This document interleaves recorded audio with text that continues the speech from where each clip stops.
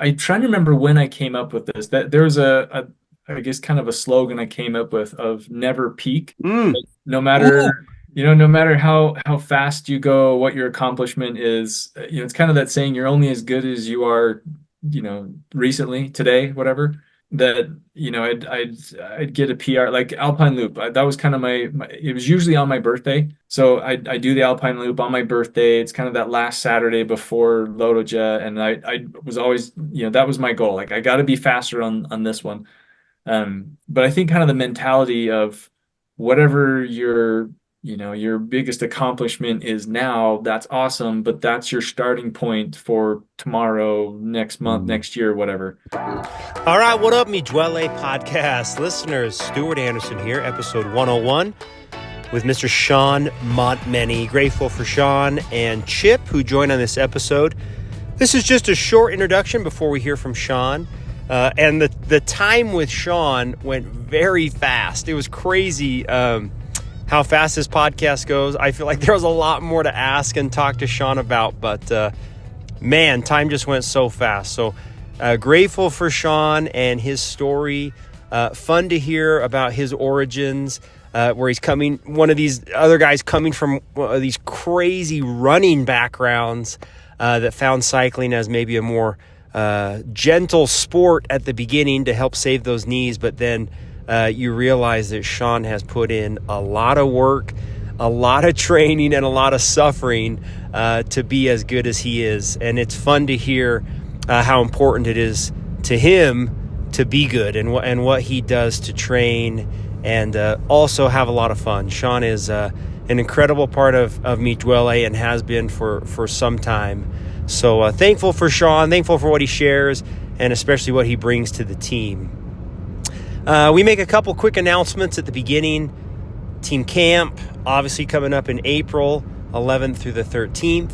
We have a kit pickup scheduled now for March 5th. That will include the 40th anniversary kits and our regular team kits. So we're going to do them both at the same time up at Hangar 15, 6 o'clock. We'll have a lot of new 40th anniversary swag with sweatshirts and socks that'll only be available at kit pickup, a little incentive to be there. So we're looking forward to that. Anyway, grateful for the team, thankful for all of our awesome sponsors. Huge shout out to Jack Bourne. He was verbally abusive this morning on Zwift, but very fun having Jack and others take the reins on Zwift. It's been a fun change of pace to feel and see the way that different guys run a Zwift meetup. So that's been a fun change this year. So thankful for Jack. Epic Ventures on your shoulder this year as a team sponsor. So thankful for him and thankful for all our sponsors who make it possible for the team to be as awesome as we are. So thanks, everybody. All right. Enjoy the episode with Shawn. Grateful for each of you and thankful for the upcoming spring. Really looking forward to getting outside and being with everybody. So, all righty. Enjoy, Shawn. Thanks. Sorry, my voice sounds terrible. I got sick. Oh, man. A little raspy. I think that's going around. It is. All right, what up? Episode 101. We're in a new era, right? This is we're on our eras tour. This is the new hundreds. So era. Shawn era. Shawn, greetings. Hello. Chip. Hey. Nice good to be sweatshirt. here. Yeah. Watching the video, check it out. Ooh. Yep. Oh, the new. Getting excited for 2024 40-year anniversary edition. Shawn, did you purposely wear your Broncos crew neck, or is that always just on? That's just it's either blue or orange. It makes it really easy to match clothes when you only really wear two colors. And it's a big part of your opening introduction here, so we'll get to it, right? We'll get to your actually, I think this was your son that put that in, and I didn't put that finishing paragraph in. Yeah, maybe I should pull it up. I have a note. He wanted to make sure he had a couple funny comments. That's pretty funny. Yeah, leave it to your son to tell you're old and slow and fat. So yeah. Chip, anybody buy that Evo yesterday? Did you hear anything? It looks like we're 1 for 2 at this point. Holy those were so nice. I know, for the price, that's good to have good partners that provide Yeah. for the team, right? I almost wondered if they were like used. I was going to ask you, like, why is that? They were Man, so cheap. interesting topic, and to hear Mike from here talk about it, how prices soared during COVID, right? Yeah. Inventory was down, and currently, especially in the mountain bike arena, it's a buyer's market with plenty of inventory now. So, Nice. yeah. Dude, good to hear. Shawn is our guest. Greetings, Shawn. We are going to delve into I don't know how deep we'll go, but it should be good. It's gonna be awesome. It's February 1st, a month away or 2 months away from team camp, which is exciting. Always a very fun time of year. We hope everyone is attending. As has been repeated before, your team fees are paying for team camp, which is a fun part. And the reason we did that is because we want everybody to go. It's a huge part of being part of the team. So April, and we're going to have a little RSVP form coming out soon. So you can let us know if you're going to be at both dinners, which rides you're going to, some swag sizes. But plan on being down there to ride April 11th, right? And then the 12th and the 13th. So we're going to do a team dinner on the 11th that night, a raffle and awards on Friday the 12th at night, and then obviously rides every day. So yeah, team camp. Guys, it's super fun. I wish we did it every month. It's as good as it gets. I do. I wish we could just plan something every month like it. It's so fun. Awesome. And I will say last year doing what was it, collab? Yeah. We didn't get to the top, but that was actually fun. I'd stopped for a nature break with like Chris Harmon and Aaron Jordan, and then there were 5 or 6 of us that were trying to catch up, and right as like one of the first climbs, and it was interesting to look up and see like 70 cyclists taking over a road, and she'd be like, cool. this place is ours. It's just us today. It was I don't even think a car passed us. That was so fun. So fun. Yeah, that was good. Shawn, you got out yesterday. How was that? Oh, so good.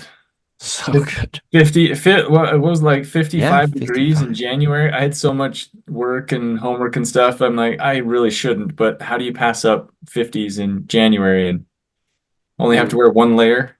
Shawn just said homework. We're going to dive into that. That's not his children's homework. That is his homework.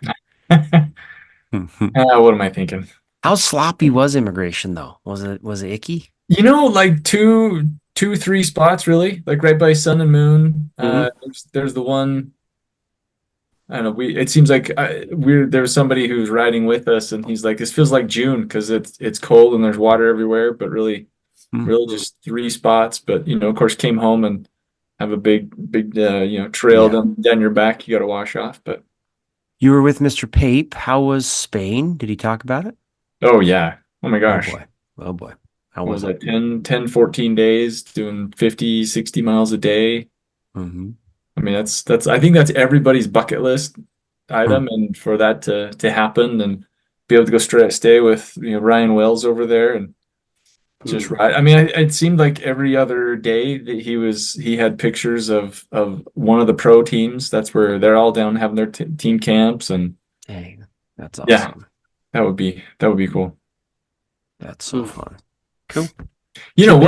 One day when team camp can be like a trip to either Hawaii to ride the volcano, or we'll go to Europe or something. We'll need a good sponsor to kick in for that one. Dang, right? Yep. Like a varsity team camp, that would be amazing. Yeah, maybe Zions Bank could take care of that. Zions, yes, perfect. We've got some good pictures of Zions today, by the way. Some really good Zions pictures. Oh boy. Well, we have a short introduction. We were just chatting before that the introduction is fun, and it can either be real fast and short, or we can dive in. I think it's kind of fun to stop on the paragraphs and be like, okay, we got to dig into Wyoming here. So, okay. So I'll get started. I think we should add details. Chip, what do you think? Oh, yeah, for sure. Okay. Shawn was born in Sheridan, Wyoming. Let's start there. What is that? Why? What happened there? Sheridan is a tiny town. I think when I moved in like 1991, there was 15,000 people, and there's Mm, maybe 17,000 people now. So dang. literally small. I mean, Heber might be bigger than Sheridan, Mm, but crazy. we used to joke when I was a kid that all the billionaires would go to Jackson.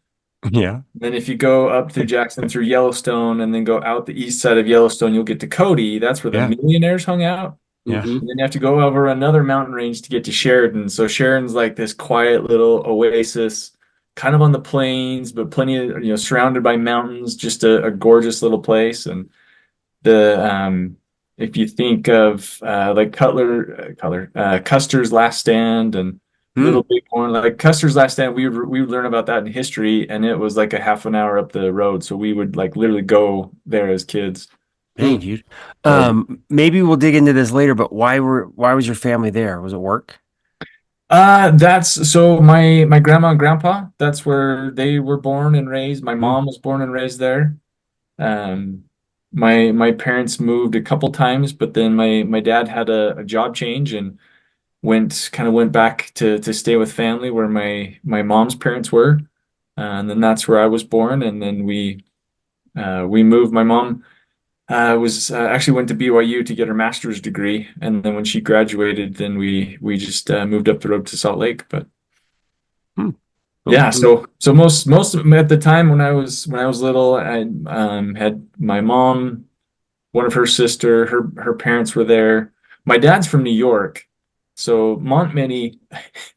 I guess growing up, my mom would tell me, Montmeny, we're the only Montmanys like on this side of the Mississippi. So if you Hmm. screw up, there's no one else to blame it on. So be good.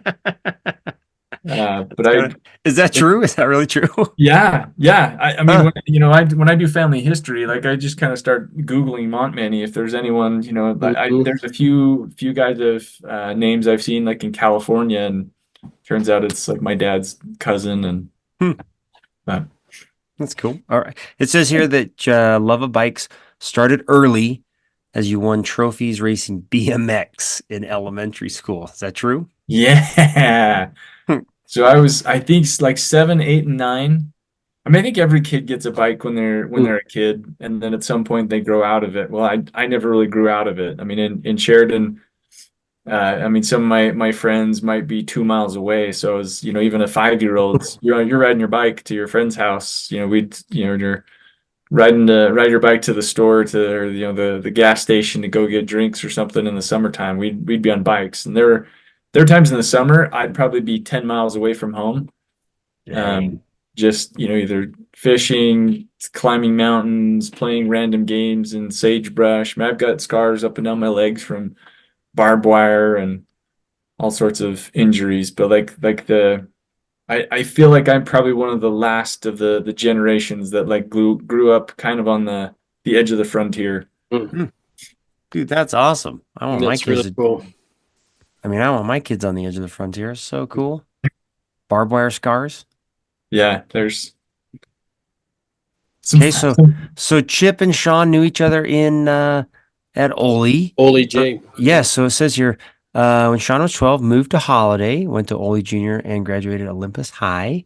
Shawn's been active, played many sports like football, basketball, and believe it or not, he was an X-Men, wore an X when he played tackle football in junior. That's impossible. Oh, my wife wanted to make sure the story was told, and my youngest wanted to he reminds me still, I'm old and fat. But yeah, we'll say I had a fat phase, kind of when we moved to Utah, and I wasn't a very happy camper. Kind of the first time I'd ever moved outside Sheridan, and so wasn't very happy. I think what my wife say, I was angsty. Put on, it was kind of right at that, I think it was my growth spurt, like when kids kind of start to bulk up a little Mm-hmm. bit right before they grow. That kind of happened right as we moved to Utah. So when you look at some of my pictures, man, I've got big round cheeks, and Nice. yeah, I had a good little fat phase. But it was right we moved to Holladay and signed up for football, and I had no idea what an X was. Like for weigh-ins, it was like we had weigh-ins after practice. So we all went over, we're getting on the scales, and I took off my helmet and shoulder pads, but still had my cleats on and my pants with all my pads in. I mean, there were guys literally going down to their underwear, and I'm like, dude, what are you doing? And I step on the scale, and I maybe over like 2 or 3 pounds. Oh, shoot. And my coach is like, oh, you're whatever the weight was. He's like, oh, you're going to be an X. And, I was like, oh, X Yes, receiver. X-Men. Sweet. Yes, I get to awesome. be that or a tight end. This is fantastic. He's like, no, you're going to be a tackle. I'm like, what? No. That was broken.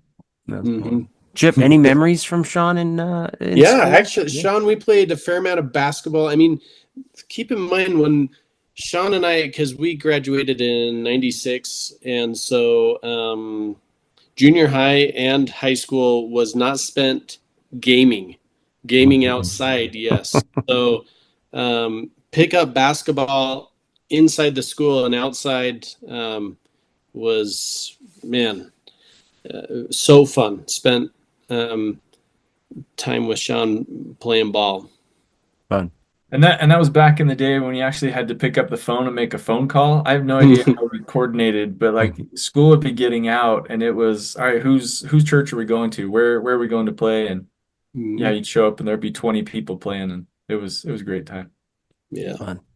I should also share, this is more a story about Spence. When I was on my mission, we have our birthdays are kind of late in the year because Spence, your birthday is like August? Yeah, July 22nd. Yeah. July. 26th. So mine's in September. So most of our friends had already gone on missions. So I get to the MTC in like mid-September, and it's I mean, for those who've been on a mission, I mean, you're get to this training center, and there's just thousands of missionaries, and everyone's wearing a white shirt and tie, and it's down at BYU. Have no idea where I'm going, and we get to our dorms, and they say, okay, go down to the whatever library. You got to go get a name tag. And it was literally like just following a crowd. Like I have no idea where I'm going. There's guys in front of me. I'll follow them. Get to the library and literally, like we're standing in line. I probably had the complete deer in the headlights look. Had no idea where I was going. And all of a sudden, like here's Spencer Chipping standing right there. Like, Shawn, no way. Good to see you. Hey, what are you doing? Where are you looking for? Where are you trying to go? How can I help? And I was like, I don't know. Like name tag? He's like, okay, that's right over here. And I still remember he just like came up, he gave me a hug, was like, it's gonna be okay. There's lots of stuff. And like he was just like, okay, name tag here, food here, sleep here. Do you need anything else? Like for the first day, I think I'm good. A hug. That's so good. But yeah, I just remember seeing Spence that first day, and it was like, okay, I know food, sleep. Okay, now I think I'm good. Dude, great story. Do you remember that, Chip? I remember we had so many. Man, we had a number of people in there. Back to basketball and soccer, though, some of the best pickup games took place down there. No way. I don't even know if they let you play basketball there anymore. No, for real. Because one of the best days of the mission is when they changed the because in the handbook it would say no full court basketball. And we never knew why. My mission president loved playing basketball. He's like, yeah, we're gonna avoid that one. Well, let's go ahead and play full court. And I remember the day they changed it and said if you're playing half court, you have more, higher likelihood of like sprained ankles and injuries, and you don't get as much exercise. You stand around a lot. So they're like, we prefer playing full court, fewer injuries, better exercise. There was like much rejoicing in the mission on that day. Your president was like, oh, I was inspired. Yeah. And then Spence and we actually had the same degree in college. We had a couple classes in college together. Pottery? Yes. I'm just kidding. What was it? What's your major? Organizational communication. And now you're back in school, Shawn? Ooh, let's do it. Let's hear about it. Now we're back in school. Yeah. We just started last week, master's degree at Ole Miss. Oh, that's cool. Very cool. Yeah. I'll read it. It says, you're working to make a career transition to data analytics. Is that true? Yeah. I don't even know what that means. What does that mean? It's basically the study of numbers, gathering lots of amounts of data and making sense of it and trying to use it to either make, for businesses, make more money, make better decisions. But sports analytics. Yeah, so this master's is sport analytics. So there's two emphases. I don't know what the plural of Emphases. emphases. Yes, that. There's two tracks.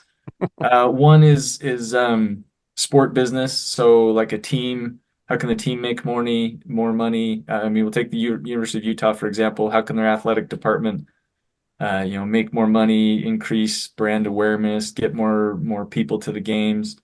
And then there's another track that's the sport performance, which is the individual athlete, how to Huh. be healthier, run faster, run stronger, that sort of thing. And when I applied, I had a call with the advisor, and he was asking me which one I wanted to do, and I was like, I'm so torn. Like I feel like my kind of side hustle I do now with stats is on the sport side, the business side, but I'm also a cyclist, and I've totally dove headfirst into the how to be healthy, how, be an athlete. And I'm like, can I do both? And he's like, yeah. So I'm like, all right, guess we're doing both. Dude, that's so cool. Way to go, Mhm. Shawn. That's awesome. You did start your college career, though it says here at the University of Wyoming for a semester. Yeah. And it says you were not prepared for all that Laramie had to offer. You then went to the U for a quarter, then spent 2 years in North Carolina, then graduated from the U. So no Laramie. What happened in Laramie? Oh, Laramie. I went back to Laramie because, growing up in Wyoming, I think I always thought, oh, I want to go back to Wyoming. My dad still lived there, so I got in-state tuition. So I was like, oh, let's go do this. I loved Wyoming. This will be great. And Laramie is the Wild West. Hmm. Had some crazy interactions with roommates, and I basically kind of found my sanity was I was a ball boy for the basketball team. So that gave me something to do that wasn't Laramie. Maybe I'll just put it that way. We can tell more stories when we go on a bike ride together. But That's good. I want them. 'Cause I had a buddy that went to Wyoming, and he was the same. He only lasted a year. He had a full ride football scholarship, and he's like, does not matter. I am out. yeah, What it's I want to know more about Laramie. I mean, just Wild West. I'm catching on. I mean, I'm catching on, but yeah, Laramie's it was kind of tough. There wasn't much to do. I guess if yeah, you had a car, there's some mountains you can go hiking close by, but Laramie sits it's over 7,000 feet in elevation. So I mean, by mid-October, I mean, there's not much you're doing outside. So you're yeah, indoors, and so I spent most of my time over at the rec center playing basketball, and then my cousin had graduated the semester before and knew somebody involved with the basketball team, and so that's kind of where I guess my career with basketball started. Was a ball boy, so I'd sit at the court side for the games and hand out towels and water bottles, and got to go to practice. And I feel like I learned more practice of basketball in those 3 months of being a ball boy than I ever did before, and That's cool though. a lot more colorful words too. Oh hmm boy. Oh boy. All right, it says here that Shawn currently lives in Cottonwood Heights with his wife Emily, who is amazing, glorious, kind, thoughtful, patient, along with your three boys. But you have more than three children. Nope, just three. Three boys. Okay. And Yeah. they're very good. Or Great. or if my wife says she has four boys, but yeah, Four. we just have three. Emily, good shout out to yourself. Way to go. Emily's family ran the Deseret News 10K one summer, then the Provo Half Marathon, and Shawn's love for endurance was born, as well as a dive into nutrition. He ran 13, dude, what? 13 marathons before switching to cycling, and he's always had a method to his madness. Whether to get faster or stronger, he does have a purpose. Dude, you and Dalton, what in the world? Well, so I was gonna say shout out to Matt. We ran a 10K, and then that kind of turned into the half marathon, and it was my brother-in-law John Holberg, Yeah. who most people on the team know John. hmm John and Matt were good friends, I think since high school, Huh. probably at least during college. But yeah, I met Matt that morning. We're riding a bus up Provo River, or Provo Canyon to do the Provo River half, and there's John and Matt. And if you know either of those two, when they start laughing, Like their laughs are so unique but so loud that everyone on the bus is probably laughing just because they're laughing. I'm sure it was mostly inappropriate, but yeah, that's where I first met Matt, and from there it was like, oh, what are these guys doing? Like, how are they so fast? How can I keep up with them? And then that turned into I watched them run. I think it was the Salt Lake Marathon first, and went to cheer them on. And as they ran by, I was like, I want to go do that. And so then start running with them. I still remember like the first day running hitting 14 miles and then 15, and kind of hitting those mile marks, your first distance. So. Yeah. But it says here, I mean, you really took them serious. Were you like trying to win, like trying to go fast? I mean, it wasn't just like suffering through a marathon. No, well, I mean, the first one was pretty rough. I actually didn't finish the first one. Had an IT band flare up Oh, and made it to I think mile 20 before I finally called it. And I was like, I'm never doing that because then I tried to go play basketball, but my knee hurt for like 4 months, and like stupid running caused this injury. And yeah. then they did another one, and I was like, okay, I gotta finish one. Gotta at least finish what I started, and so finished it. I don't maybe enjoyable might not be the right word at the finish line, but it was like, okay, there's a sense of accomplishment, and then it was like, well, now I want to try this again, see if I can do it better, do it faster, and then that turned into another one, and then got a little bit quicker, and then it was, when you start to see improvement, it's like, oh yeah, let's try this again. Hmm. My Which wife felt the exact opposite. When Kristen did hers, she was like, I don't know why anyone does this. She's like, no way. Yeah. I'm out. yeah. Well, and I think no one does two. You either do Mm. one and you're done, or Or you do you one do and there's a 13. bunch. That's actually pretty good. That is a really good That's philosophy. true. I agree. Yeah. Okay, very good. I also asked Kirby to help with this little intro. So he wrote this. Shawn has been in the finance industry for 10 plus years, but really has a love for statistics. When Shawn isn't crunching numbers for FIS, what is FIS? That's the company I work for, Oh, FIS. okay. Okay. He's running the statistics reporting for the University of Utah sports programs, as well as for the NFL Las Vegas Raiders. Fun facts: Shawn is a vegetarian and loves eating cactus. This is not true because Shawn eats mostly plants, producing more gas, which you'll get to enjoy on group rides. Of course, this is Kirby. There's little to no draft riding behind Shawn, a perfect airfoil. And Shawn's mom, Jane's favorite friend is David Kirby. She loves a man with a mustache. True story. Dude, are you really doing that for the U and for Las Vegas? What are you doing? Yeah.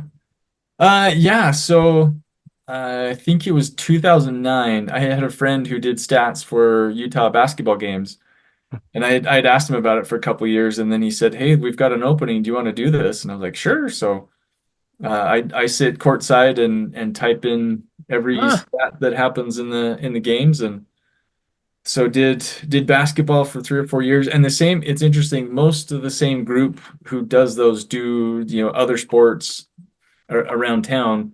And so it was 3 or 4 years later, they said, "Hey, we've got an opening for football. Do you want to do football?" And I was like, "Absolutely." And then a few years later, it was volleyball. And then there was a professional football team in the spring, the AAF, that played in the Salt Lake had a team called the Stallions.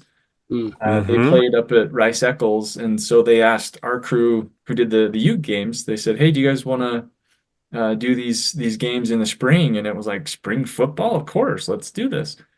The the season never even finished. They made it, I think, 6 or 7 games in before the league folded, which it was rough.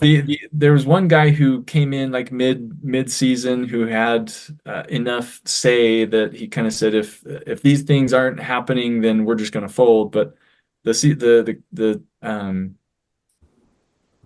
league had enough money to run for 3 years, so it was kind of disappointing that happened. But one good thing that came out of it is they flew us to San Antonio to learn the system that we do, and it was the NFL system, and that was 2019. And then right after that was when the Raiders announced they were leaving Oakland and Oh, going to nice. Vegas. Yeah. One of the guys who had been on our stat crew, he'd actually moved to Vegas, and we kind of jokingly said, "Hey, Josh, go find out who to talk to and tell him there's a 3 or 4 of us that know the system, and we'd love to do this for the Raiders." And sure enough, 5, 6 months later, he calls and like, "Hey, do you want to do this?" And the Raiders moved to Vegas in 2020 during COVID, and so it was like, well, we're all sitting at home, and we're all doing church online, so yeah, let's do this. So started doing stats for the Raiders in 2020, and this will be year 4 Dang, for man. that, and then have kind of that same group have also started doing the Stars, the Jazz G League team, Yeah. and then I'll actually start here in like a month doing baseball and softball for the U. So This is I think wild. I think my wife wrote in the introduction. There's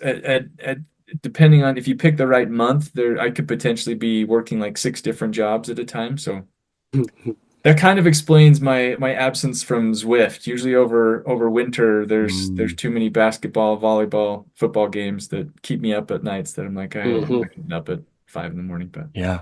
Mm. Dude, this is wild. What a weird, like, underground world I didn't even know existed. This is That's cool. cool.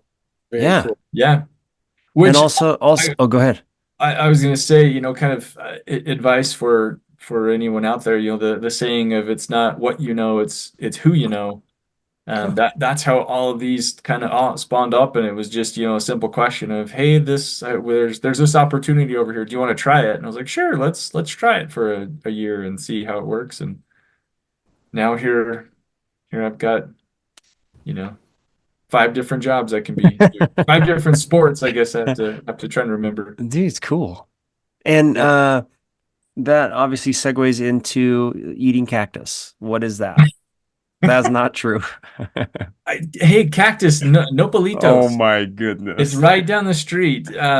So I first tried it on a work trip in San Francisco, the Velvet Cantina in Okay. South San Francisco. It's this eclectic little place, but they had a nopalitos burrito, and I'm like, what is that? And it's like cactus. I'm like, do Do we eat cactus? I was like, hey, yeah, what? How do you do? I'm like, all right, got to order one and try this.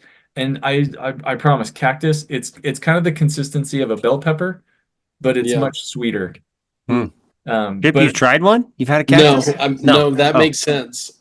No. but Real Taqueria right down the street in yeah. Holladay, they have a Nopalitos burrito. I'm going I'm going. tonight. That's it. I'm I going. need it. I gotta Yep. have it. Got to at least try it once. May Hmm. not be your cup of tea, but at least give it a try. Mm. Okay. And we have to explore this as well. I didn't know you're a vegetarian. Is that true?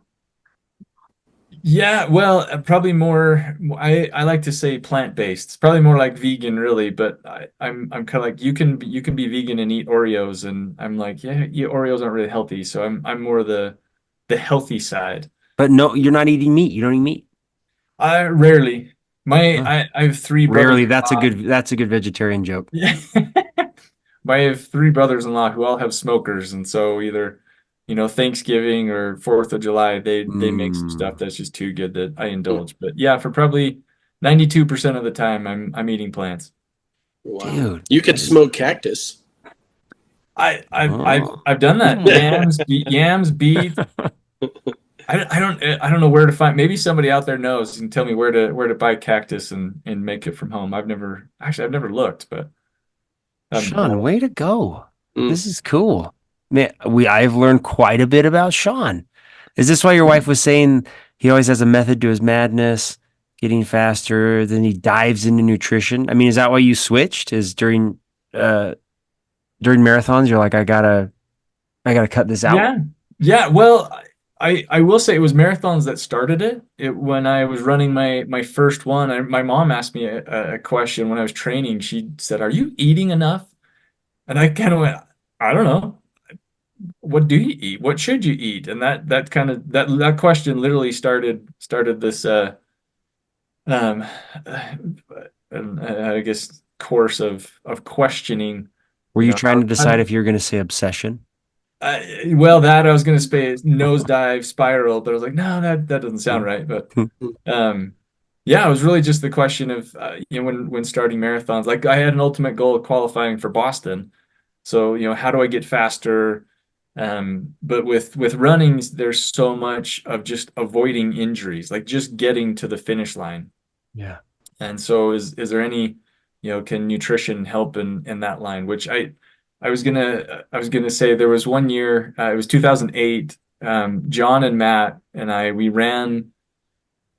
Well, I think it was so in 2007 we did the St. George Marathon, and then Wasatch Running Company is a shoe store in town. They had what they called the Utah Grand Slam, where you run 4 marathons in a year. Like there were five to choose from, but you have to run at least four to qualify for this. And Oh, John, and I don't mean to throw John under the bus, but John was like, "We're doing this." Like when John gets an idea, he's in 100%. John's like, "We're doing this. We're signing up. This is going to be great."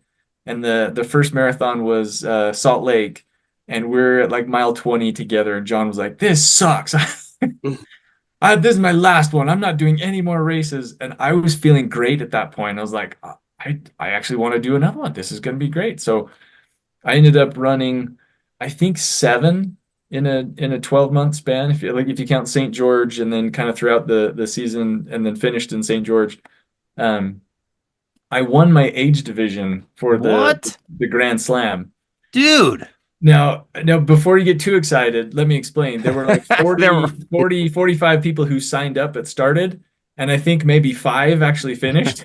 still, So dude, that is amazing. I had the fastest cumulative time of those, but see that was more like it wasn't necessarily that was fast. It was just that I just didn't give up. So I just Great. made it to the That's end. still good. Survival of the fittest. Yeah. So yeah, it was kind of with all that, especially that summer, trying to do 7 marathons, and really it was just like each time I would do, there was one. So Salt Lake was in April, and then there was one in May. It was basically every month in the summer, and by the time I got to the July, it was like I just want to get to the finish lines, like just don't get injured. Like that was kind of my biggest worry. Like I want to get to the start line, and then I want to get to the finish line. Just don't get injured. So, what do you do to take care of your body? What can you do to eat, stretching, whatever. I dove as hard into that as I could. That's cool. Mm. Dude, way to go, Sean. Wow. Hey, My go ahead. my only regret is that I did finally qualify for Boston. Qualified one year at St. George, and then we realized like Boston's the next April, and so we're basically gonna have to turn and start training again in a month. I'm kind of burned out. Let's take another year. Your qualifying time was good for 2 years, so we waited until the next year, and then we went to sign up, and it was like the last year that they didn't have a lottery, where Boston filled up in like 20 minutes. And so it was full before we even got to the like registration page. Ugh. So it didn't get to go. And then, but your qualifying time only lasted for 2 years, and that was my only chance. And then I never qualified again after that. Dude. So, Dude, what a journey! What a journey you've had in this running world. yeah. Yeah. And then the light came on and was like, "This is crazy. You got to switch." Hey, well, me and Chip have some rapid fire. Chip, you want to start rapid fire questions? Yeah, Okay. for sure. So Shawn, let's transition into cycling. So then at that point, you start getting into cycling, and we want to hear about not only getting into cycling, but as Shawn was new-ish to Duole, very quickly everyone became familiar with him due to the crash in Lodaja. And I've been with Shawn 2 times since then, racing in the same group, and each time we go past that spot, Shawn celebrates out loud, and it's kind of fun. Yeah, when we get to that spot, I'm either got to be in front of the group or at the very end. Like I don't want to be around anybody, so I like sprint up to be in front, and I go through, and then I get to where my spot was, and then I kind of sit up and have a bar and just a mini celebration. Was this picture from the aftermath, Shawn? Yes, that's like oh my the next gosh, day or 2 days later or something. Oh, Shawn, I mean, you just went down on your head. Yeah. Coming you in, want to let's walk through it. Let's do it. Let's do it now. Yeah, so it's right as you're leaving Preston. Yeah. And that year it was it was just starting to rain. But I Mhm. remember the week before, Brent sent out an email, kind of an update on construction, and it's when you're leaving Preston and the race route comes together with the ride route, Yes. Hmm. and you come onto a road and then you big right turn, and then you're basically out of town. You kind of go, up a little hill. It's right where those roads come together, and that highway had just been chip sealed, and they put fresh Ugh. oil down like on Tuesday, and we're riding through on Saturday. And I don't really remember it, but they said it was just starting to rain. I remember coming into that turn, seeing the fresh paint, and I'm like, Yeah. "Oh, this is the road where the construction was," because that paint is like bright, bright colors. I'm like, "Take this easy going into this turn, because that might be slippery." And that's the last I remember. And then kind of Oh man, look coming at that to, picture. yeah. So there's if you're looking at the Yeah, if picture you're there, watching the video, there's sucks. I think Kirby loves so David Kirby was in our group, and he was just a little behind us. He actually stopped, and yeah, he was gracious enough to take some pictures and Was talk. he the one standing there taking Yeah, these? this is Kirby taking pictures. Oh my gosh. Kirby Um, has had some really fun involvement on this podcast so Dude, far. at least you got a quick blankie on the legs. Somebody's wrapping you right? up in a blankie. Yeah, yeah. Oh Which I man. was glad Kirby was there, because at this point my wife and kids had left Right. Logan, and they have to go up Logan Canyon. And so Dave had called John and said, "Hey, I need, Shawn crashed. We need Emily's number." Ugh. And so Kirby's trying to call. Of course, my wife is up Logan Canyon. She doesn't get Hmm. cell reception. Hmm. So as soon as she gets to, Garden City, like she comes into cell reception, and like her phone's just binging. She has text, she's got phone calls, but she doesn't recognize any of the numbers. And she's stressed of trying to get to Montpelier on time. So it takes a minute, I think, to check her voicemail and hear. And of course, I don't know if we have the voicemail still, but Kirby left a voicemail, and he's like, "Hey, this is David. Um, I need to talk to you about Shawn. He's okay." To kind of try to Right. smooth it over. And then you hear this voice in the background, and Kirby's like, "Dude, it's okay. It's right here." Well, apparently it was me, like saying, I will have to ask Kirby for sure. He can probably correct this, but it was apparently me going, "Where's my bike? I gotta get my Oh bike. Where's my my bike?" And Kirby's like, gosh. "Dude, calm down. You're okay." But I have no memory of it. Hmm. Uh, Ugh. Crashing on yeah. that day is the worst. Mm. Yeah, I was knocked out cold. I do have, I think I still have the KOM, because some lady, a volunteer that was there, picked up my bike and followed behind the ambulance into I'm gonna the find that. I'm in gonna find Preston. But that. I think I still They have the call that the KOM. ghost ride. The That's ghost awesome. The ride at ghost ride. Montmany. Yeah. You actually don't take those down. That's worth keeping. Oh That's yeah. funny. A ghost ride. Oh my gosh, that's fun. Very good. All right, I would say that's pretty memorable bike ride. Very good. Man, Yes. All right, Chip. Yeah. What else? What other rapid fires man, we got? Sean. So the oftentimes we see this adjustment or this switch in from running to cycling, and you see those sports oftentimes alternate, sometimes throughout seasons. But for you, it has been a complete change.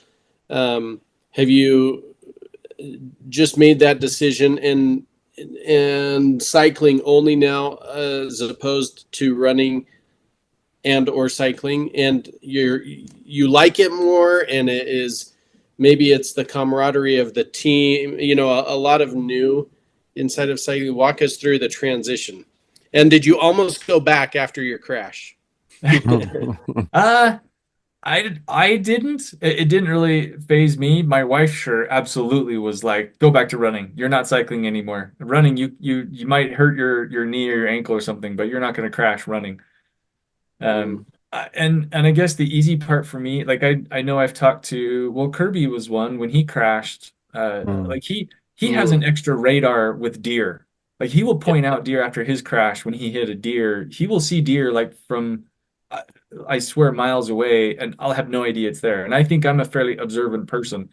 And other people you talk to who they've crashed, it like they don't ride the same after. Um, I guess luckily enough for me, I don't remember my crash at all. Like literally, I That's remember true. thinking be gentle on this turn, and next thing I know, I'm coming to in the clinic, and they're putting stitches in my ear. So I That's don't really crazy. have like the any I don't know, I guess too many lingering effects. I do a little bit. I don't stay as close behind some people as most riders. Like sometimes when I did some big group rides, I'll have people come up to me and they'll yell at me like, "Hey, you're losing that wheel," and I'm like, "Dude, I'm like 6 inches away instead of two. Like I'm right here. I'm I'm good. fine." Yeah. But no, I'm usually the one if I see someone running, I'll ask like, "Oh, you must be running because your bike's in the shop." And I guess kind of the appeal for cycling for me is on one point it's the exploration. Like you with running, like we trained so much that we ran the same routes. It was kind of like I kind of got bored of the same scenery. But with cycling, you can go so much further. And there's so many different, I guess, different places you can get to. So one of the parts I love about cycling is going somewhere new. Um, and then and I love nature. I love being up in the mountains. So I mean, one of my favorite things is getting up in the canyon, up in the mountains, and watching sunrise up there. Like there's a peace and quiet and tranquility of Hmm. of being up there to start your day, and then come back and then kind of get into the bustling world as the world wakes up. But there's something kind of tranquil and peaceful of starting your morning up a canyon, Mm. which Nice, dude. doesn't always mean it's peaceful and tranquil on the ride when, depending on who you let get to the front of the group and how hard we go up Emigration or whatever canyon we're riding up. But Yeah. So Maybe true. Sean, tell us favorite place to ride then. What's your favorite route? um, so I'd say Cascade Springs and Alpine Loop have to be up at the top. And I think partly because it's so hard to get there. Hmm. Like there's probably 3, 4 times a year maybe that you can do that ride because it's a 90-mile loop, and you've got to wait for snow to melt at a couple different peaks to get there. But um the Alpine Loop, I think above Sundance probably would be my favorite. Just the Hmm. aspen trees. I Yeah. love aspens, and right at the base of a mountain. It reminds me a lot of growing up in Wyoming. There's a lake that my grandparents took care of. And so our summer vacation, we would go up to this lake for 2 weeks, 3 weeks at a time. And it's basically pine trees and aspen trees and just gorgeous. So the Alpine Loop reminds me a lot of that. And I think the Alpine Loop, if kind of going, so I go around Point of the Mountain and then down the canal trail through Utah County and then up the Sundance side. That was always kind of my last tune-up ride before Lotoja. It just felt like a Hmm. long flat and then a couple climbs would kind of mirrored the Lotoja profile. So I think I just have good memories of doing that because usually at that point in the year you're fit and fresh and have Yeah. some fast times to go up there. And then what? Down American Fork and then home. Yeah, and then down American Fork and then go up and over Suncrest. So kind Hmm. of two big climbs, and usually from my house that was usually just over 100 miles. Dang, Yeah, that dude. is a good ride. Nice. I remember, Sean, the first time I ever rode with you, but I don't really remember the transition into me Duole. We went on a ride with Chelsea Wood and Kristen, and I don't where were we going? Was it a long ride? I don't know. I think I remember it was like an epic Saturday, right? It was. I actually had to go look back and see when this was. I remember it vividly because we ran into horses. Like both of you were there. So I was riding up Emmy with John and Kirby, Yeah. and they had to turn around for some reason. I was like, I want to do a long ride. I might just go to Big Mountain. And then you guys passed me, and I don't think Stu, I don't know if we had met. I don't think so. But I saw Spence and I was like, hey, where are you guys going? And they're like, oh, we're going to Hennifer. And I can't remember if I'd ever been there. I Yeah. I think I probably would have if I had followed along. Otherwise, I don't know what if I really knew what I was getting into. But yeah, we rode out to Hennifer and back, and right when you get to the county line, before you get to Hennifer, it's kind of the turnaround point for the East Mhm. Canyon road race. I can't think which county that is. But as you're going to Hennifer, we got to that county line, and then you drop down the hill. And yeah, it was the three of us, Found and it. I found it. I and got it. Adam I Barker. got it. Yep. Paul And Watson. Paul. Yeah, and Paul.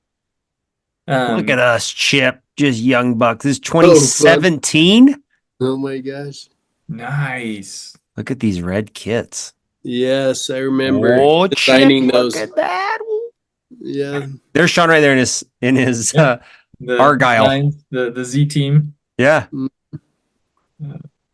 So I should look at mine, yeah, because I've got a Jennifer and picture. horses with the Holladay crew. Yeah, click through the pictures. So this Look is at coming. us. That's coming back. That's fun.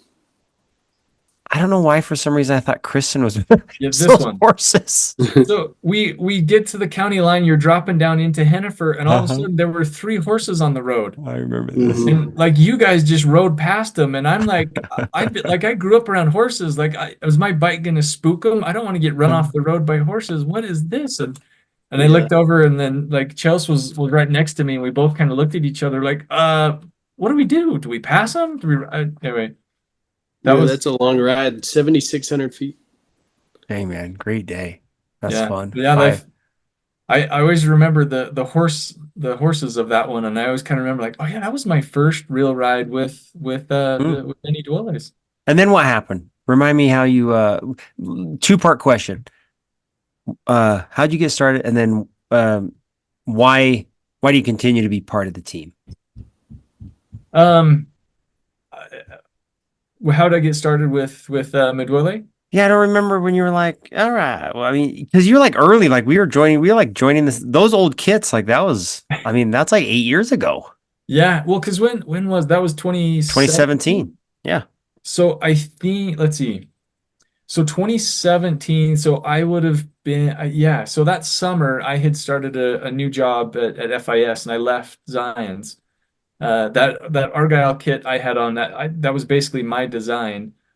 And we'd always kind of had to fight with the marketing team. They wanted to be too artistic and add all this flair and stuff. And we're like, dude, on a bike, like on a jersey, if you're more than 50 feet away, it all just blends into a blur. Anyway, I had started a new job, and somewhere, I think because I left Zion's, it was like that next season I joined the team, and I think it was probably just seeing you guys, and I probably just started as I started riding more. I would see you guys in Holladay all the time, and I think that's when I figured out the Monday morning Emmy rides. But I never quite knew when people started. So I remember a number of times like hustling over in the morning, and then kind of riding like slow up the canyon, because I'm like, well, if I'm in front of them, I don't want to like be racing, and then, so I'd wait for a while, and then I was like, well, they're not coming, or else they're already, and then I'd get up to Pinecrest, and you guys are already coming down. I'm like, okay, they started earlier. But no, I think it was just having not worked I wasn't working at Zion's. The Z team at the time was more of a club. And I think a lot of their cyclists on the team were in like Davis County, so there wasn't a lot of Z teamers in Salt Lake other than Kirby. And it was like I was riding with Kirby and Matt and John, and it was just us. And so I think we all kind of, probably the 4 of us, were like, all right, what do we know about this Barbacoa team? Let's go figure out the Duoles. And then I think it was the next year I signed up, because I think my crash, let's see. Yeah, so my crash was the next Lotoja 2018, and I'm in a Duole kit. Yeah. Like a brand new white one. Yep. Yeah.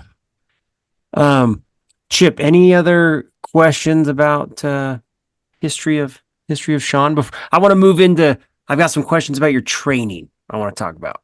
But anything else, Chip, about history of Shawn? No, I Shawn's think eras. got it. Let's move into the training. Okay. Shawn. So maybe before you jump in, okay, I've got to throw in just to make fun of Ryan Welch, because I feel like I was riding with Kirby when we met Ryan Welch before he started, and so now like Ryan's kind of become synonymous with the gatekeeper of the team, of kind of asking the question like, well, if you want to ride with Duoles, we're kind of crazy. But I will say my first bike that I got when I was transitioning from running into cycling, I I think I was worried. I didn't want to like dive too far into the rabbit hole if I didn't like the whole cycling thing. So I'm like, I'm just gonna get like a basic bike and see if I like this. So my first bike, I bought from a pawn shop. And I want to say it was like $200. I bought Okay. it at a pawn shop in West Valley. Like I was nervous going into the pawn shop. So like I thought I was gonna get robbed. But it's a Trek 1200, had Mm, shifters on the down tube, 12 gears, meaning like six cog in the back. So yeah. the first ride Matt took me up, we went up Suncrest, and I literally thought Oh, my legs were gonna die. Like I was probably pedaling like 40 RPM going up there because it was so steep. yeah. Um, and then, rode did a handful of rides, and I was like, okay, I'm liking this thing. I should get a bike, and then got a new bike.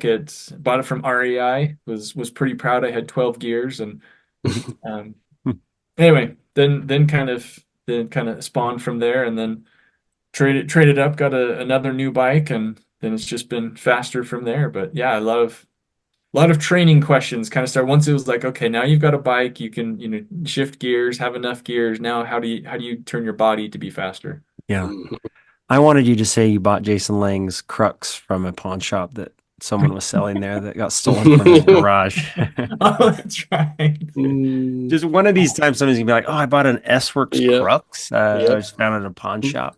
Yeah, about $100 on a Uh, kindness corner. That is so rough. I'll So admit. in the last few years, Shawn, I think like you as an older man you have gotten faster. So Like did my son pay you to call me no, old? no, no. I mean, like I watch my times going down, and I'm still very positive. I'm like, listen, I can still train and get better and faster. But like you are legitimately getting faster. And so I wanted to talk is I know now you're scientific and you've got numbers, which probably leads into your answer, but maybe talk about that. Like, did you reach a point where you're like, I can keep getting faster, or were you just like, I like cycling and I'll just cycle more and now, oh, I'm going faster. I mean, is this like a plan or can you walk us through it? Yeah, my wife's whispering. That's probably my madness. But I do think I trying to remember when I came up with this. That there was I guess kind of a slogan I came up with of never peak. Mm. Like, no Ooh, matter no matter we got a podcast title. no matter how fast you go, what your accomplishment is, it's kind of that saying, you're only as good as you are, recently, today, whatever. That I'd get a PR like Alpine Loop. That was kind of it was usually on my birthday. So I do the Alpine Loop on my birthday. It's kind of that last Saturday before Lotoja, and I was always, that was my goal. Like I got to be faster on this one. But I think kind of the mentality of whatever your biggest accomplishment is now, that's awesome, but that's your starting point for tomorrow, next month, Mm. next year, whatever. So it's kind of looking at hey, whatever I did, and I guess kind of I almost felt like I never really wanted to jump into the whole cycling I don't know world because I think the first probably 3 years I never thought of myself as a cyclist because I think even after doing Lotoja like three times I'm going what if I don't really get into cycling? What if I want to try something else?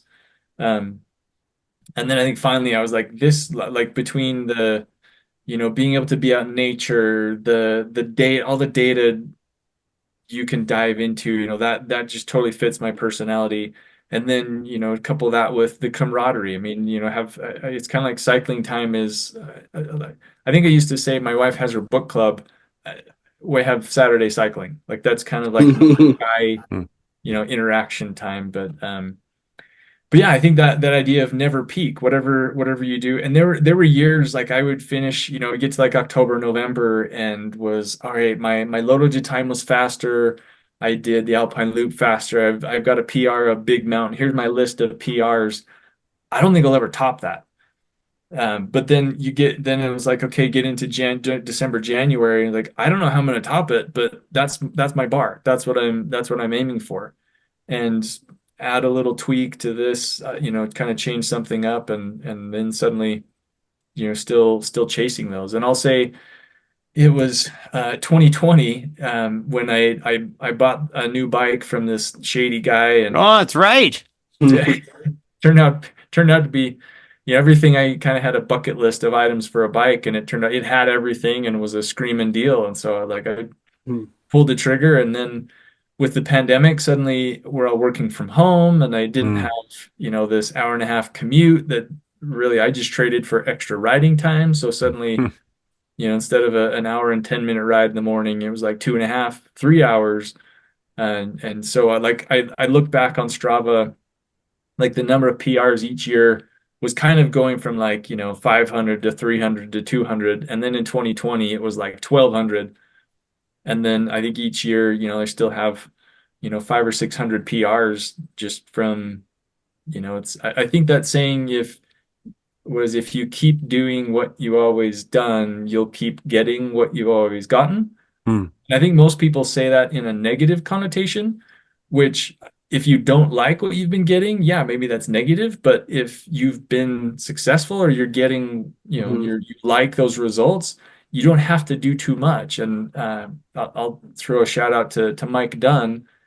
He had a great conference talk, and he just talked about the 1%. That to get better, you don't have to, try and hit a home run. I guess a baseball theme of, or even football, like the teams that try and throw a Hail Mary are the desperate ones. Like if you can just average, 3 yards a play, you're going to march down the field getting first down. So you don't need to do something huge, but if you do something little, but you do it every day, it compounds and it adds up. And so that's I guess kind of that never peak idea of I have no idea how I'm going to top, what I did in 23. I don't know how I'm going to do that in 24. But I guess that's the appeal of cycling, of let's go figure it out. This is a game. Let's go try something and see what happens. And that's awesome, dude. Yeah, that's good, Shawn. Shawn, Chip, any follow-up questions for Shawn and his training? I think that's applicable to all of us, and just you've got it. It's a really good analogy on it for life in general, and I agree with the 1%. Just fun to hear you share that, Shawn. Yeah, we can see that it's been super applicable in your training and riding and participation in the team. Man, I thought Pape would get just like a baby shout out, but nope, I guess not. Well, nothing. Sorry, Zach. Yeah, well, so I guess I was gonna say I have to throw that a little bit, because your comment about being old. There was a couple rides even last summer where I was riding with Zach and Paul Watson, and I realized Zach is 17 years younger than me. Oh my gosh. Paul is 17 years older. What? So we made like the perfect triangle, but Paul, hey, I'm gonna ride over big mountain, or up the top of Big Cottonwood, go up to Camas, visit my mom and check on some things, and then I'll be riding back. It'll be kind of late in the day, it might get kind of warm, but I think I'll just come back up Guardsman and come back down. I'm like, what? Dude, he's 62 and he's doing like 120 miles with 15,000 of vert. It's but yeah, being I guess one of the probably the greatest training help you can have is to have someone faster than you that you have to chase. Yeah. And that's Zach. I mean, he's the crazy hair, the bright colored kits, and he's the first one. Well, now he and Turbo and Jack are probably the ones that'll take off at the front. But riding with Zach, he'll just kind of like, yeah, I'm just gonna do an easy zone 2, and then suddenly he's at 350 watts, and yeah, like, well, I don't want to get left behind, so I guess I got to keep up with him. But I will say there were 2 summers in a row we did a ride and ended up coming up Browns Canyon out the other side of Park City. And that part of Browns, when you get to, there's the, I don't know, rock quarry, kind of a dump, whatever, off to the side. I remember just being on Zach's wheel and thinking, okay, this is my Lotoja training. There's going to be points in Lotoja where you're like, I'm done, I'm stopping. But riding behind Zach's wheel, it was like, I'm just not, I'm staying on his wheel. Whatever happens, however hard I have to push, I'm just holding his wheel. Like I can do this for 3 minutes. I just hang on. And then, both years, sometime at Lotoja, I was in that space and it was like, I did this. Like no one rides harder than Zach. Like maybe someone's trained as hard as me, but no one's had to do it harder because I had to chase that crazy Texan. Mhm. And then suddenly I'm on the podium at Lotoja and like all the training and all that, all the effort and pain and sweat and everything comes together at a great spot at the base of the Tetons, another great mountain. So Nice. Mm. Way to go. So good. Awesome, Shawn. Hey, I want to know what you would say to either young Shawn just getting into cycling or new young guy just getting onto the team. I mean, what advice are you giving young Shawn? He's just about to buy his pawn shop bike. Would you do it the same, or is there stuff that you do different? First one, stay away from Ryan Welch. Don't listen to Ryan. Dang, sorry, Welch. That's a great one. I that's a great question. My first impression is actually I'm thinking of a Brad Paisley song where he talks about if I could write a letter to myself. Mhm. And there's one where he says something about going on a date with a girl and you run out of gas.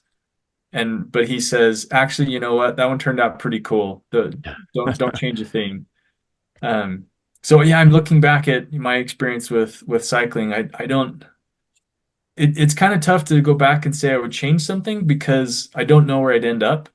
Like I know where I am today because of everything I experienced, and everything I've learned. That what I learned was because of what I went through. So I don't know that I would change it. But I guess maybe other than kind of that slogan I came up with of never peak, is probably a message of, don't take yourself too seriously. Um, and I guess kind of what's your end goal? I remember running marathons. I'd get to the finish line, and I swear every finish line there'd be a guy with gray hair, white hair who would pass me at the finish line, and at first it ticked me off. Young 22, 23-year-old Shawn, it probably ticked me off. And now that I guess I'm more of an elder statesman. Now I'm looking back like, dude, I want to be that white-haired guy passing people. Chip has the same goals. And I will say I looked at part of I think where I got to with the longevity focus was looking at my father-in-law, because I remember there were times he would take the family to the beach. We'd go to Newport Beach almost every year. And I remember times he's, mid 60s, I mean almost 70, and he's out in the water for 5, 6 hours with all the grandkids. Like, a wave of grandkids would run in, get snacks, and another wave would come out, and he was always out in the water. And I was like, I want to be there when my grandkids are that age. Like I want to be mobile enough to, pick up my grandkids and still run around with them. I mean, it's kind of like I've got my kids, like my kids, I can still beat them at basketball and pickleball. So I'm like, okay, I'm still good there, but I want to be around long enough and be strong enough and fit enough when my grandkids are coming around that I can be the one out in the waves playing with them. So Nice. yeah, I guess I'm in kind of for the long game. I've kind of accepted that I fit the cyclist mold, and that's I guess my personality, who I want to be. But that's kind of I think the long-term goal is let's do this for a long time. And that's probably why I didn't go back to running. I had a scoutmaster growing up who was a big runner. And then I saw him later on when he was like 60, and it was like a shuffle. Like all Oh the, boy. the tendons and ligaments in his knees and hips were gone and could barely move. And I'm like, yeah, I don't think Mhm. running is a good long-term option. So cycling's can be as hard or as easy as you want it to be, can be as intense as it needs to be. Our sport is some people, this is some people's physical therapy. This is some people's easy day, and it can be a hard day. So that's I guess the great thing about cycling. It can be as hard or as easy as you want it to be. Yeah. Any follow-up, Chip? I agree with that, and have experienced each of those different times in my life, and even in the same week. And I side with you on that from what cycling has to offer. Well, it's so awesome to have you, Shawn. Awesome to have you on the team as well. Yeah. Shawn, I've never done this before, but is your wife still there? She's still sitting there. She's still right next to you? She is. Yes. Okay. I wasn't sure how she'd want to respond. I want to bring her in. Is she willing to be on? Yes. No, Yes. probably not, but yes. Okay. She's Just I want a quick I hope I can portray my question. Okay. Oh, I have to get it. He has a background. Greedy. Let me turn off the filter. We lean forward. There we go. They've seen me for long enough. So we spend a lot of This time. is what I look like all the time. Very good. Emily, we spend a lot of time together as a team, riding, cycling. From your perspective, I believe Shawn does a great job being a dad, working, training. He balances it well.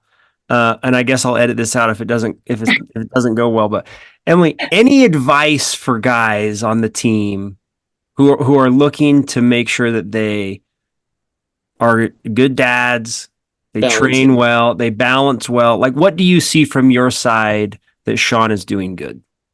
Well, I will say definitely when he was training for marathons, our kids were much younger. And if you've ran a marathon or trained for a marathon, you know that you're pretty much shot the whole day. So I will say the one positive of cycling is he's not shot for the day. He can go on a 7-hour bike ride, come home, clean out the garage, cut the hair, do all the things. Yeah, like re-landscape a whole backyard before your son leaves, the whole thing. And that's the positive, I would say, of cycling.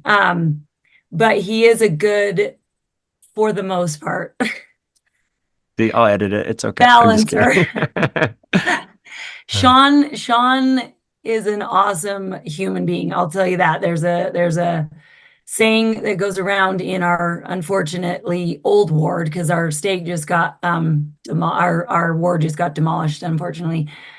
But in our old ward, there was a saying that said, Shawn will do it. People were saying that. I used to always say it, and then people would say, oh, Shawn will do it. Shawn will do it. And he will do it. He can get pretty zoned in and one track minded. And that's why I think he is so successful in his craziness, because he really is. His mind is pretty, if you're around it enough, it's pretty crazy. But I mean, I don't really have, I don't know. That was good. He's good at balancing all the things. And I would just say, making sure I don't know how to, he's really good at it. So, Emily, and again, it's that much was great different when you're a cyclist than when you're a runner. I look terrible. Yeah, Emily, I'm gonna come out here. Emily, we actually have a very specific term for this. It's called when you're your dad, right? When you go home and you're a dad, I call it ineffective dad syndrome. When you have to be on the couch the rest of the afternoon, and no one wants an ineffective dad syndrome. That was definitely running. Yeah, when you're a runner, it's not pleasant. Nice. Yeah. Well, So, Shawn will do it. I like this. Shawn will do it. So if you're ever riding and no one wants to go in the front, Shawn will do it. He'll just do it. That is awesome. Very good. Thanks, Emily. Sorry to put you on the spot. Emily. Sorry to put you on the spot. I think that might become a permanent feature. That was great. Very good. All right, Shawn, we got to wrap up. Any concluding thoughts? Anything you missed that you really want to say? I maybe kind of the other advice for other young riders or just getting in, and kind of I guess kind of trying to find that balance of husband, fatherhood kind of thing. I guess there's no such thing as balance. If you've got 20 things to do and you've got time to do 7, there's stuff that's just not going to happen. So make sure to pick, I guess, choose wisely. But thinking with kind of the family, a lot of the events we do, well, especially Lotojet. Lotojet for me, 50% of it is the race. The other 50% is our vacation. Mm-hmm. And I mean, that's really been my only opportunity it's kind of been our only vacation that we do just the five of us. And that's been my opportunity to take my kids back to Wyoming. Now it's Jackson, it's not quite Sheridan that I grew up in. But when we do Lotoja, we stay for a couple days. Like my mom will come down from Billings and it's a family affair. And so incorporating, your kids into your schedules. I mean, there are, 4 or 5 years in a row where I had, one of my kids was playing football or be playing football into the spring or basketball and stuff. That I was helping coach my son Tyler when he played tackle football. And it was like, okay, practice is at 5:30. I would tell the coach, hey, I might be there like 5:45 so I could get my ride in, but I would go straight to practice. And it was just like trying to make like, okay, I want to get my ride in, but can I do my ride and still get to everything else? Like I want to support my kids when they're playing sports and found a way to try and do both. And I guess maybe I'll leave this as kind of my parting thought that one of my favorite pictures I've ever seen. There's actually two, but they're basically the same, similar component. Was they're both at Lotoja. One is at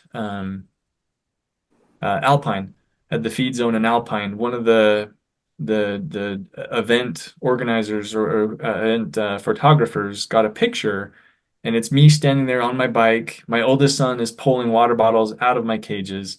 My middle son is putting bottles in. My youngest son is like putting stuff in my back pocket. Em's there with her purse open, like she's digging for something in her purse. And then my mom is right behind him. She's actually taking a picture of us. And then there's another picture of I think it was the year I had a goal to get. I can't remember if it was the year I finished on the podium. But as I'm coming across the finish line in the background, it's kind of fuzzy, but I can see like my one son had a bright pink hat on and one had a pink shirt, and you can see my wife leaning over the edge trying to take a picture as I rode by. But those two pictures of showing like our family at Lotoja, like I wouldn't be near what I did at Lotoja without them. I mean, there were some of the feed zones you come running in and out, and there were times I'm in and out in under 30 seconds. And it's Em and the Kibbs. I mean, she runs a tight, almost a NASCAR like shop. But the kids have assignments when you come running in, and it's a team effort. Like you don't get through Lotoja without your support crew. And it's wouldn't happen without them. And then the fun of having basically a family vacation around it. So I think that's one of the reasons why I love Lotoja as much as I do.